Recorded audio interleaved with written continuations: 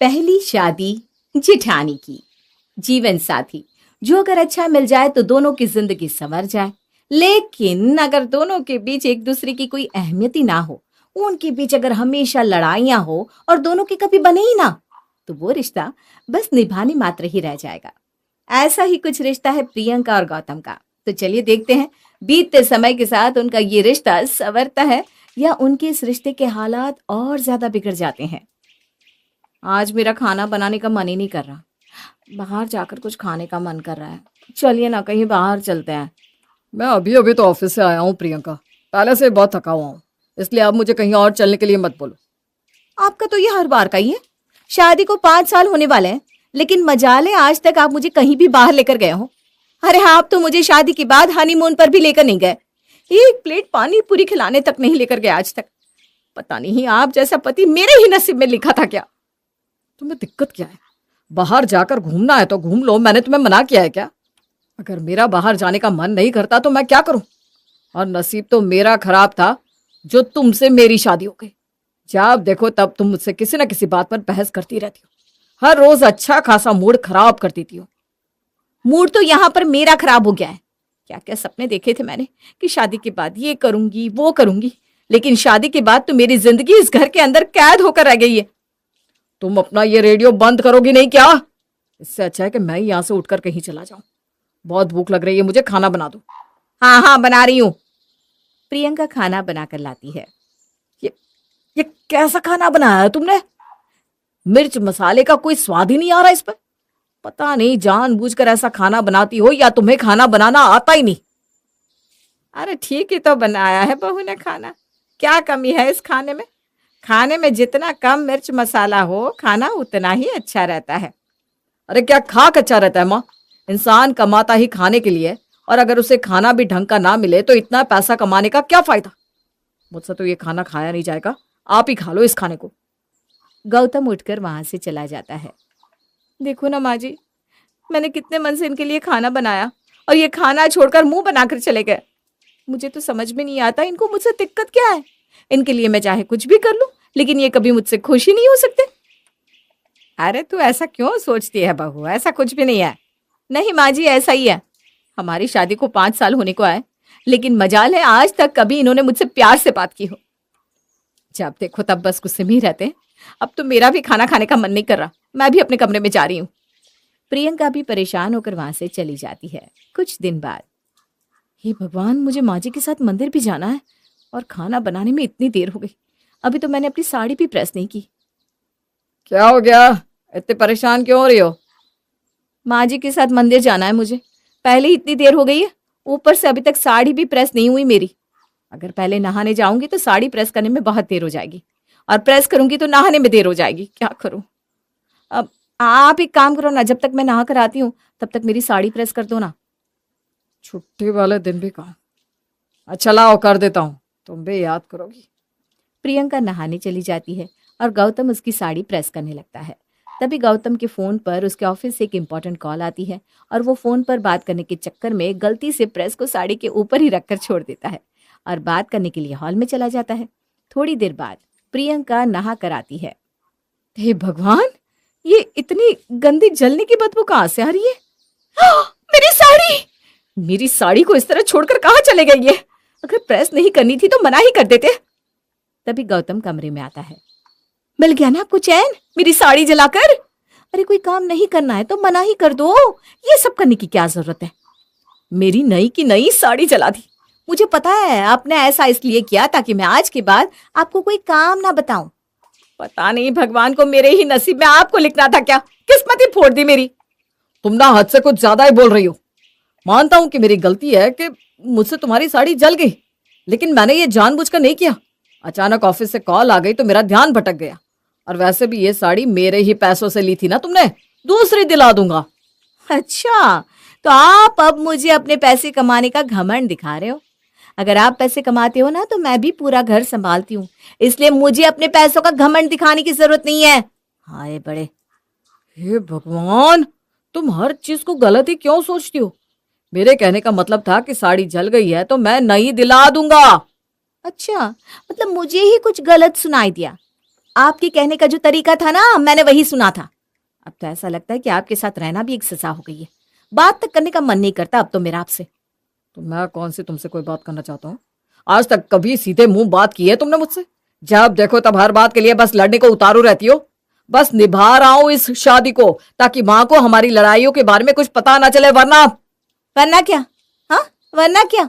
अगर माँ जी की बात ना होती तब तो आपने मुझे छोड़ ही दिया होता। हाँ, तो अब मुझे समझ में आया कि सिर्फ उनको दिखाने के लिए ही ये रिश्ता निभाया जा रहा है, वरना मेरी तो आपकी नजरों में कोई कदर ही नहीं है। इससे तो अच्छा होता कि मैं आपसे शादी ही ना करती, कम से कम जिंदगी में थोड़ी सुखी तो रहती। दोनों की लड़ाइयाँ इतनी बढ़ जाती है कि दोनों एक दूसरे को गुस्से में बड़ी बड़ी बातें बोल देते हैं। दोनों का रिश्ता सुधरने की बजाय और ज्यादा खराब हो जाता है। कम से कम पहले दोनों एक दूसरे से बात तो करते थे, लेकिन अब तो दोनों ने एक दूसरे से बात करना तक बंद कर दिया। सुबह सुबह किचन में मैंने तो निभा दी अपनी जिम्मेदारी, कर दिया इनका लंच पैक, रख देती हूँ डाइनिंग टेबल पर, ले जाएंगे अपने आप। प्रियंका गौतम के लंच बॉक्स को डाइनिंग टेबल पर रख देती है। मैं कब से टिफिन का इंतजार कर रहा हूँ, और इसने टिफिन मुझे देने के बजाय डाइनिंग टेबल पर रखा हुआ है। एक टिफिन तक देने नहीं आ सकती मेरे पास। गौतम टिफिन लेकर वहां से चला जाता है लंच के समय। कितनी बार बोला है इसे कि थोड़ा ढंग का खाना बना दिया करो, जिससे ठीक से खा तो पाऊं। ऐसा खाना बनाती है जैसे किसी बीमार इंसान के लिए बनाया हो। छोड़ो, इससे तो कुछ कहने का भी कोई फायदा नहीं। आज तक मेरी कोई बात सुनी है जो अब सुनेगी?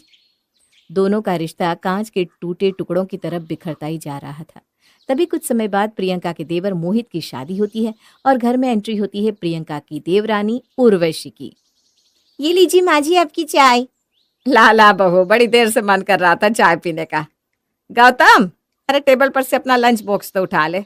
आज बिना लंच बॉक्स लिए ही ऑफिस जाएगा क्या? इस लंच बॉक्स को ऑफिस ले जाकर भी मैं क्या करूं? कुछ खाने लायक तो होता नहीं इसमें। ऐसा लगता है बीमार लोगों का खाना बना कर दे दिया है।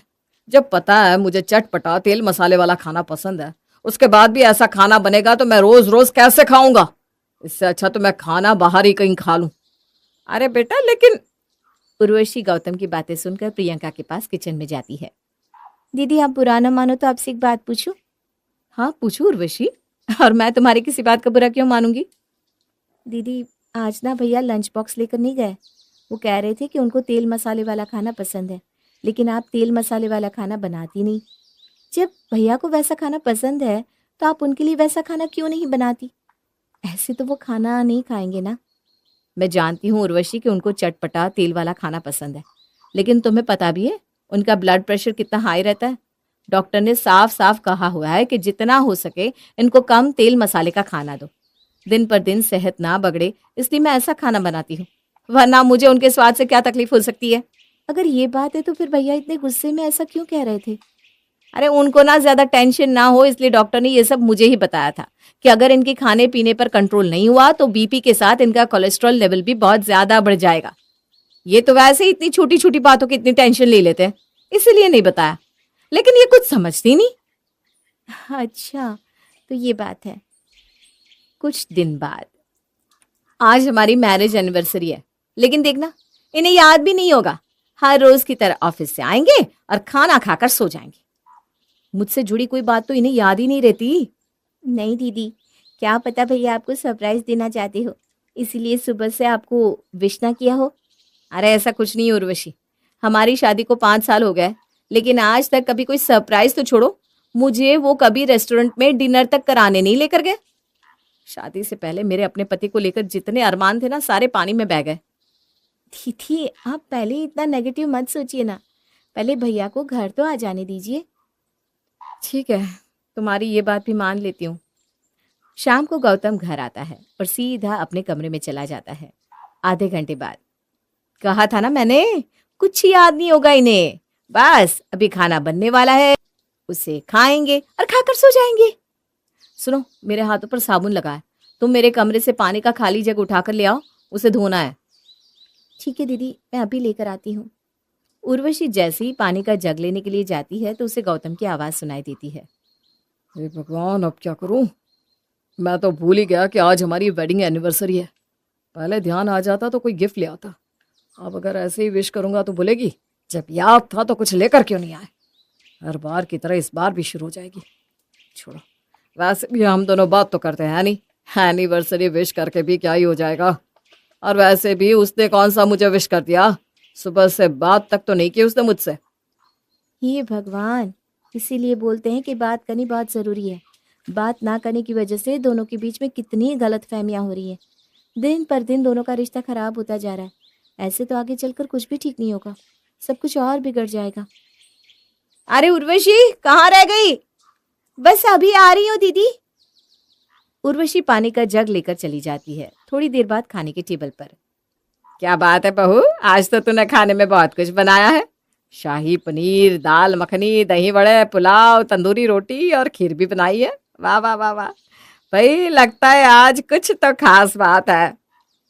हाँ मम्मी जी, आज हमारी वेडिंग एनिवर्सरी है ना, इसलिए मैंने सबकी पसंद का खाना बनाया था। सबकी पसंद का या सिर्फ भैया की पसंद का भाभी?